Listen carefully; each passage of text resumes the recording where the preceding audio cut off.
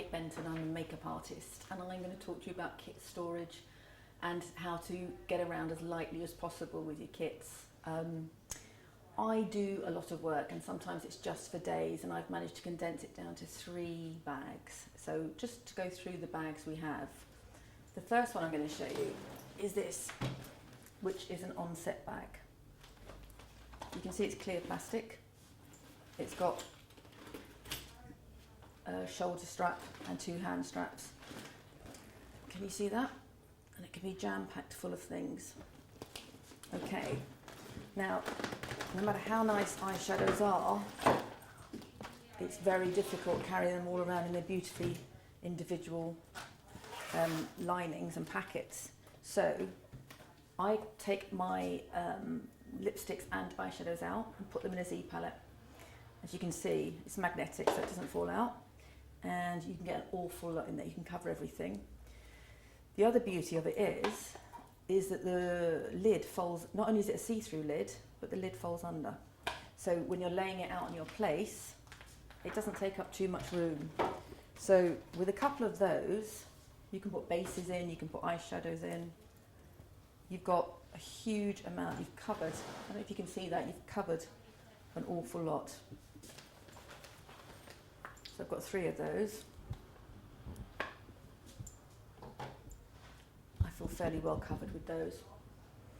For bases, I'd always fall back on the maquillage kit, which again, you're covered with a huge range of skin tones there, and indeed cheek colour. And individual makeup artists are now doing their own maquillage palettes that are kind of small. They're that size, about £25, I think, something like that. This one is by Cheryl Mitchell, and it's Dirt, Grime and Guy Liner, so you can see the colours, great for dirtying down.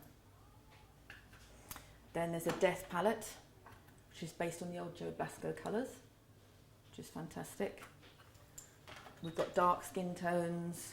We've got Morag Ross's version for leading ladies. There's at least sort of 10 of them, and they're really good. So all those palettes condenses an awful lot of makeup down, which saves your back. So that all fits into my big onset bag, which I showed you earlier. In the side pockets, you can very easily see and grab things quickly. So you've got hair stuff, you've got stipple stuff, glues.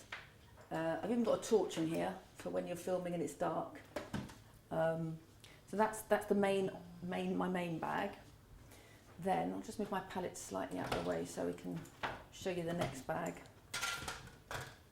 This is what most people have as their onset bag, and they tend to, I'll just extend the shoulder strap.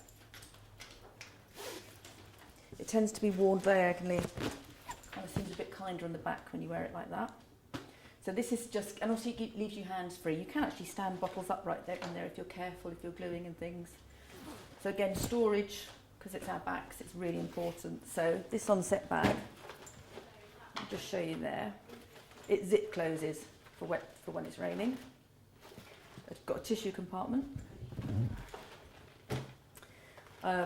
These very small pin boxes are brilliant for your onset bag because they have individual lids that flip open. Your pins don't get mixed up. So a lot of people have those in their onset bag.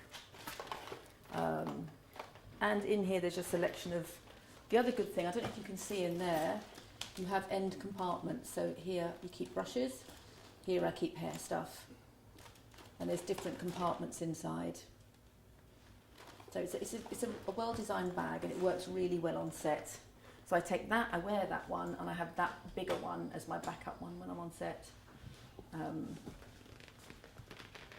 And finally, if we just go down here and I'll show you the main kit that I come with. This one's on wheels, and the handle goes up and down, makes life a lot easier. It's a very simple kit, but it's nice. It's just got a couple of zip compartments at the top, and this open bit, which I keep my foundations in. But the beauty of it is, when you take this down, you have these individual drawers, but the whole compartment slides out, as you can see over there, so you can stand it on your place very, very easily, which means you always have access to all your stuff. So basically I normally take both of these compartments out, keep my foundations.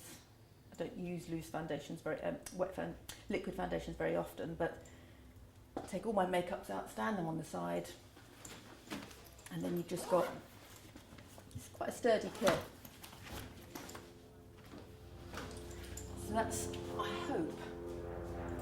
hope I've shown you everything there that might make life a bit easier when it comes to travelling with your kits.